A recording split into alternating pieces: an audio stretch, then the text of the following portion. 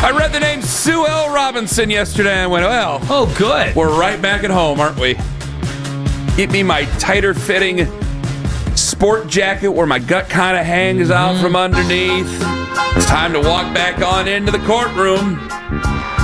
We'll talk to Mary. Sue, come on. We'll talk to Mary Kay Cabot coming up at 8:21 this morning. Quinshon Judkins met with the NFL yesterday. The fact that we have Sue Ann Robinson. Oh, Sue L. Robinson. Sue L. Robinson. Sue L. Robinson hotkeys. It's been a moment. Sue, come on. Was I thinking of the Brawless Wonder? Yes, you. Sue Ellen Mishke. Sue Ellen Mishke. The O. Henry Candy Bar heiress. I don't know if Miss Robinson wears a bra or not. I don't know. I'm referring to the Seinfeld. Could you imagine character. if you were driving down the street and you just saw a woman wearing a bra walking down the street? You'd probably wreck a car too. My God. Anywho, right now we are kind of in a holding pattern, figuring out what to do or what they're going to do with Quinshon Judkins. He's meeting with the NFL right now. Now, this is something that a lot of people, again, I think maybe they need brushed up on because I don't think they remembered how it went years ago when it came to Deshaun Watson, where these things are actually negotiated between the Players Union and the NFL. Sue L. Robinson, I'm sure she'll have her initial finding, and then Roger will get his say, as we certainly know. It went from 6 games to 11 games in 2022.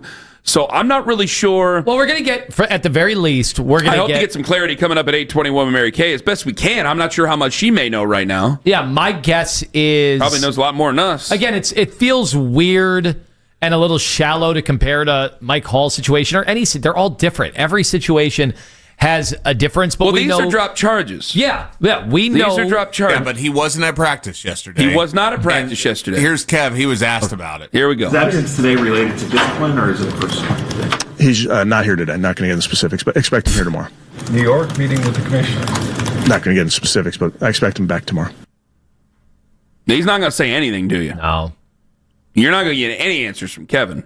I'm always in the category. What's the difference? Just if he's in New York, he's in New York. Just tell people. Well, if you they ask if he's in New York, and he's not in New York, you go, he's dealing with a family matter or a personal matter. He doesn't want any follow-up. Yeah, it's just what happens is it leads all of us to speculate. So as opposed to if you just said, like, we all realize he's got to meet with New York or he's got to meet with the NFL at some point. So why not just get it out of the way? Either way. Now, an NFL spokesperson told Mary Kay, and again, she's going to join us at 8:21, that there's no timeline to wrap up his review of that arrest, which, again, he's not charged. He was interviewed by league officials. This would have been yesterday afternoon. That's why he was not at practice. So he's expected to be at practice today. I think he's expected to be at practice tomorrow. I don't know. Like, as of right now, does he or does he not hit the field? As of right now, he hits the field. Now, I don't know how much he can help us out with when it comes to being on the field here. 10 snaps? Oh, you think 20 snaps? You think this week? How much can he know of the offense right now? I assumed he wasn't going to play this week. Well, Kev was asked. He only gets 2 practices. Is that enough time? Really hard to say. We need to see him and see where it is. So as coaches, we are just going to take it day by day. Did you assume he wasn't practicing this week because of disciplinary actions, or did you assume he wasn't practicing because they might not be comfortable in his role in the offense just yet? Well, I think that's why you would have him practice, if you could have him practice, is to get comfortable in the role. I just think even this week is a little early. Like, if you would ask Joe Flacco, would you be comfortable with having Judkins back there in protection? Like, if you had to pick up a blitz against the No, I'm not comfortable with that. But does he need to know plays? I think he's just a running back. Run left, run right, block Yeah, left, but you also saw in the opener, Sampson had to pick up some of the pressure situations. And what kind of shape is Judkins in? Aren't you still using Sampson in those third down back roles, right, where you're either picking up pressure or you're swinging out and releasing and doing the things that Sampson did and had, like 6 catches? So you're saying Judkins would just come in and, I mean they don't want to... Rocket Sanders, a guy I've never heard of. They don't want to telegraph the situations either. Like, there have been times even last year where I thought they telegraphed when Nick Chubb was going to come in and carry the football before the injury, and then there were 11 guys in the box and he had no chance. Well, we were just talking about Andrew Berry and his reputation at 720 with the rookies. Like, this is a big part of the reputation here. I mean, again, you got 2 second-round picks over the last couple of years. It seems Mike Hall might be able to go coming up on Sunday. against Baltimore, and it'd be nice to see him be able to go on Sunday against Baltimore. But, I mean, you had two guys at the beginning of seasons not available to you for off-field issues, whether or not it's charges dropped, charges kept, whatever, and not available to you. And we're going through the Sue L. Robinson conversation all over again, where, frankly, just because she may make a ruling here, and there's no timetable according to Mary Kay about when they're going to do it, just because she makes a ruling doesn't mean anybody's out of the woods, because then Roger has to figure it out. Which what would happen now when it came to Deshaun Watson, and some of this is from memory, that I feel that Roger probably looked at the temperature of the room when that first happened, and then made his decision based on that. Because it's not like, this is not a court of law, it's a court of public opinion, it's a court of optics. And the NFL being an extremely conservative league that does not want to have any sort of issues out there, and these are very serious things, Roger Goodell doesn't want any of that. So if Sue L. Robinson takes a look at it and goes, and I don't know what she's going to find, to be honest with you.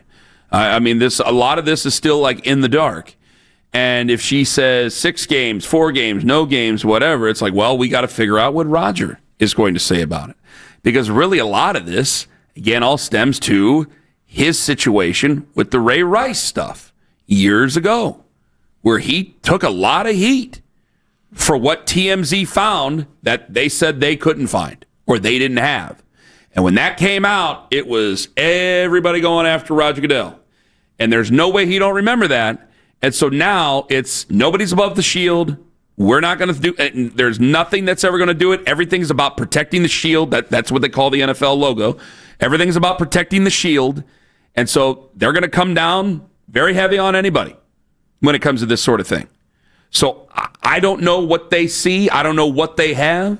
And it's just kind of figuring out, all right, is he going to be available to us? It's just gotten to the point, I think a lot of fans are going, all right, is he going to be there Sunday or is he not going to be there on Sunday? Because if he is there on Sunday, then I can judge him. If he's not there on Sunday, well, then I can judge him and Andrew Berry both the same, and I can judge Andrew Berry even if he was there on Sunday, because if he ends up not being a good running back, well, you picked him. But then you pick him, and then you pick him apart if he's not there on Sunday and say, why did you take this guy? You should have known this, that, and the other. So there's a balance there. Because if you're talking about saving reputations over here, Tone, well, he's a second-round choice, for crying out loud. And I do think that this is a bit lost, where the feet need to be held to the fire going, hey, you know what? Mason looked pretty decent. Carson Schlesinger looked great. You know, you had Dylan Sampson looked pretty good out of the backfield catching passes. Oh, wait, where's Quinshon Judkins, by the way? That's a pretty big missing piece. Yeah, I will also wonder how big of a deal, like we would talk about like a quarterback missing all of training camp. That would be an issue. Like to this day, doesn't Brady Quinn talk about time that was missed and how significant that was? The question will be, this will kind of once and for all tell us whether it matters at running back. Because running back has always seemed like a plug-and-play position. And these guys, you tend to hope that they stay in shape, especially at that young age, that they stay in shape. So will this cost him at all, or if we see him this Sunday or the following Sunday and he just looks awesome, what does that tell us about, whether or not they needed to be there in training camp? I think a lot of us, I think you're right. I think a lot of us look at it as it's just like, hey, listen, a lot of it doesn't change. It's plug and play, and that's the way you go. But I think some of it is lost on the nuance of, hey, man, like if you're trying to run an offense, you still need to know where some certain things are. And as a running back, you need to know which way to go in so many ways. Now, I think we can simplify it, but I don't think it's just turned into, okay, take the ball and go that way. It's not that. You got to be able to pick up blitzes. You got to be able to block. You got to be able to do some of the things that are going to be able to help out your offense. Like I heard Nick and Jonathan talking about it. It's like that's why a lot of people just want to write off Jerome Ford, and I think eventually we will get to the point where the Browns write off Jerome Ford. But right now, you've taken a third down back to replace a third down back because you don't have Quinshon Judkins. So I got 2 third down backs and a fullback out there playing running back for my football team. And that's a problem if we're trying to run the football here. I mean, that's what Rocket Sanders is. So I'm playing old-style football just to try to run the football. Like, you're not going to have much of a running game until you know you have any sort of a certified threat. Dylan Sampson's fine. Dylan Sampson 3rd and 6. That's what he's supposed to be. Jerome Ford really should always be 3rd and 6. He should not be out there on first down. unless you got a guy hurt or you got a guy not available to you. So right now you're in a problem here where you don't even have your entire offense scoped out. So as good as we were with Joe on Sunday, I think it does add to it a little bit where, hey, you know what? You saw what was missing with the running game there. Joe had to take that into effect as well, which again goes to stand where that's why you don't put rookies out there too soon. That's why you do keep a veteran hand out there to start off the season and to get things going. Because there's a lot of other players, not just how we need to see the quarterbacks, this, that, and the other. You have a lot of other young guys that are beholden to a guy who knows how to conduct an offense. And Joe Flacco, sure as hell, he'll make a mistake, obviously, but he sure as hell knows how to conduct an offense. We got Jason, 901, Lace and Joyd, as I call him. He'll join us at 901 from The Athletic. Got to ask him a little bit about the Guardians, okay? We got to get a little bit about the Guardians in there, but we got a lot of Browns with him. But